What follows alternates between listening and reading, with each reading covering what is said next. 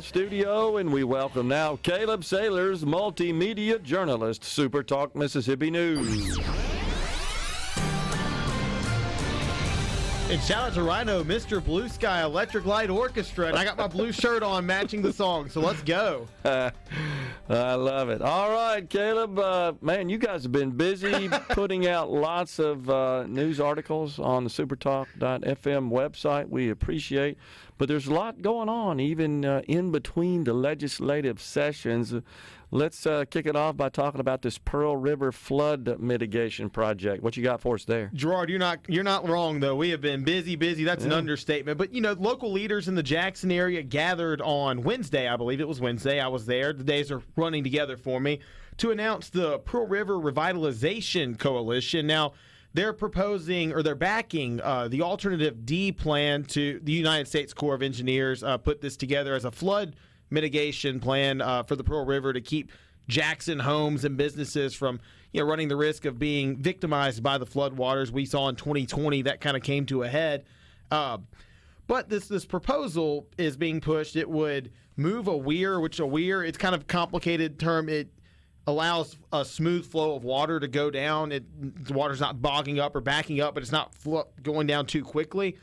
Move an existing one that's been there for 100 years at LaFleur's Bluff State Park, move it down further south along I-20, and the goal is to have a smoother stream of water flowing down the Pearl River. Also, they want to create a new water system in South Jackson, want to open up areas to the Pearl River for public use to create nature parks, nature trails, recreational areas. You had leaders from Jackson State University speaking. You had leaders from Visit Jackson, the Greater Jackson Business Partnership, really proposing that this could be a huge opportunity, not only for the city of Jackson, but for the state of Mississippi to spur economic development in the region.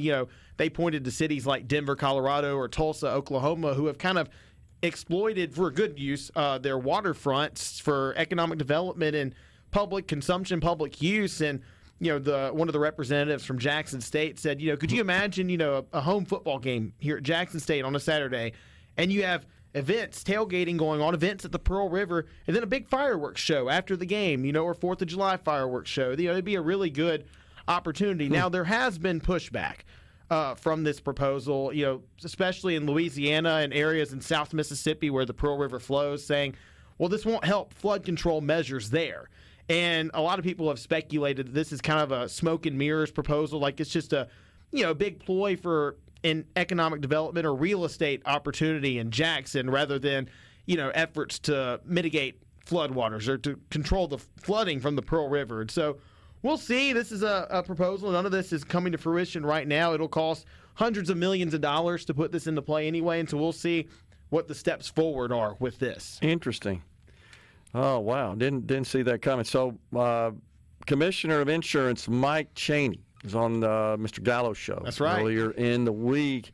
And so in the state of Mississippi, of course, the insurance commissioner is a statewide elected position, as is the Commissioner of Agriculture and Commerce, and some other statewide elected offices as well, the state auditor, the state treasurer. In some states, these are appointed Agriculture positions. Commissioner. Agriculture, thank you. Yes, some states, these are actually not elected, but rather they're appointed. So the sitting insurance commissioner, Mike Chaney, says that he thinks it might make sense for that position to be appointed. And it's interesting because he ran on this in 2007, and we're now 17 years into Mike Chaney being the insurance commissioner and state fire marshal. Those jobs run concurrently with one another in Mississippi, and he's now saying, I think this should be an appointed position rather than an elected one, and that the governor should make the appointment.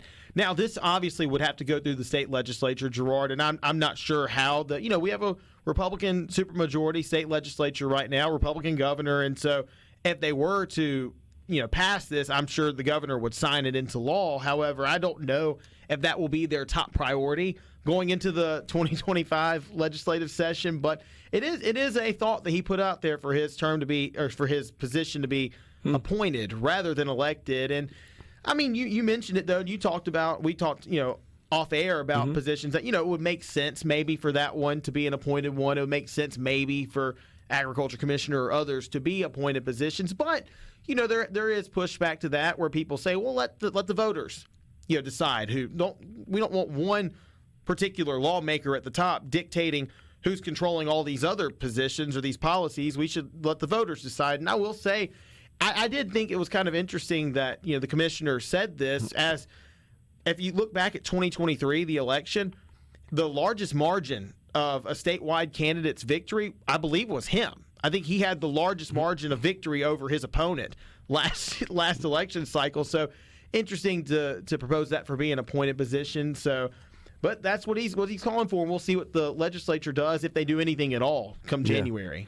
Yeah, it's one of those things that it's really not one of those offices. It's really not partisan. Mm-hmm. No. So, but it ends up being a partisan election, and what's partisan about being the insurance commissioner? I would argue the same for the state auditor, state fire marshal, state auditor, for example, state treasurer. It's really not a politically oriented position that seems or needs to be shaped by party policy and policy positions. Do you have the best interest of the taxpayers of Mississippi in mind, or the citizens of Mississippi in mind? Yeah, all the above. Speaking of taxes, Gerard, now I will say something that I think the legislature will prioritize this a little more than elected versus appointed positions, and this is the state's fiscal policy moving forward. Now, Lieutenant Governor Delbert Hosemann has announced another task force. He announced one on labor force participation rate earlier this year, and then he reinstated his study committee on women, children, and families, especially in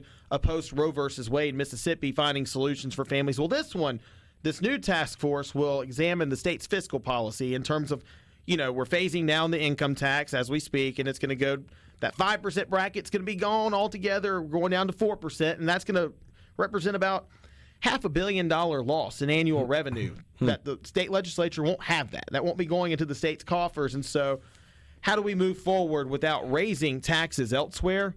How do we try to, cut the grocery tax or any other tax while also not burdening the government? Like, the state still got to pay its bills. They still have to fund everything else at the state level. So they're going to look into that, how they can, manage the budget, how they can maneuver through their policy without, one, hurting the taxpayers, or two, ending up at a deficit. Because, they've run budget surpluses the past how many years now, Gerard? 3 or 4 at least. Right, yeah. And they don't want to go in the red. Right. They want to stay in the black every year. And so they're going to examine that. And this ties in with a tax reform summit that the Speaker of the House, Jason White, will be holding at the Sheraton in Flowood. By the way, that's a beautiful place, beautiful really facility. Yep. Coming up here in September 24th, the public is free to visit this. And this is the House committee, and Governor Tate Reeves will be there as well. And they'll be discussing where they should prioritize tax cuts this coming session.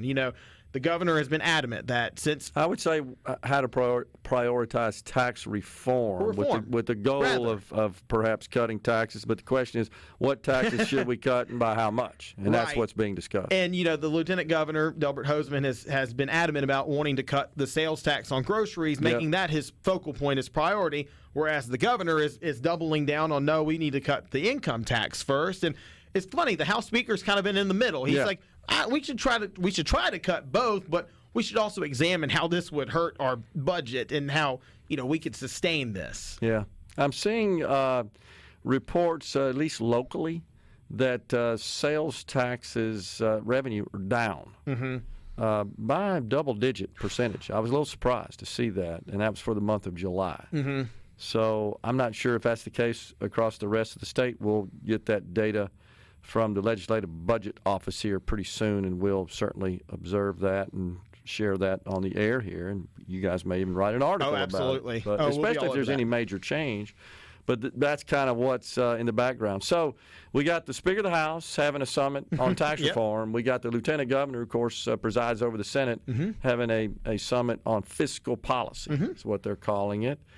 And we'll see what comes of that. This is all in between sessions, Absolutely. But this is kind of setting us up for the 2025 session. It is. And, that session, January, will be here before we know it. But, Gerard, good thing is, in between now and January, we've got this wonderful, beautiful sport called football that has now kicked off. And we had games last night. We had 2 of our teams here in Mississippi playing on the gridiron, both on the road. We had Jackson State travel to Monroe, Louisiana, and they came up short. They put up a valiant effort, had a tie game in early in the second half, but were unable to come out victorious. Louisiana Monroe scored 16 unanswered points down the stretch to beat the Tigers 30-14. Alcorn State lost 41-3 last night at UAB. But we've got a big slate of games. Ole Miss, Mississippi State, Southern Miss all playing tomorrow. We'll see how that all shakes up, and you can find out everything about that on SuperTalk.fm. And then, of course, we kick off high school football, and we got tonight. these live streams across the state, and then the Mississippi Farm Bureau Insurance Company High School Football Scoreboard Show. You'll have Lance and me tonight. So that's going to be awesome. Appreciate the great work you guys do covering high school and college sports across the state of Mississippi. And I will be in Oxford tomorrow covering the Rebels, so if y'all want Ole Miss news, keep up SuperTalk.fm. I'll give you everything you need to know. Caleb Sailors, everyone, multimedia journalist, SuperTalk Mississippi News. Thanks, Caleb. Thank you, Gerard. Folks, we're coming right back in the Element Wealth studio. Please stay with us.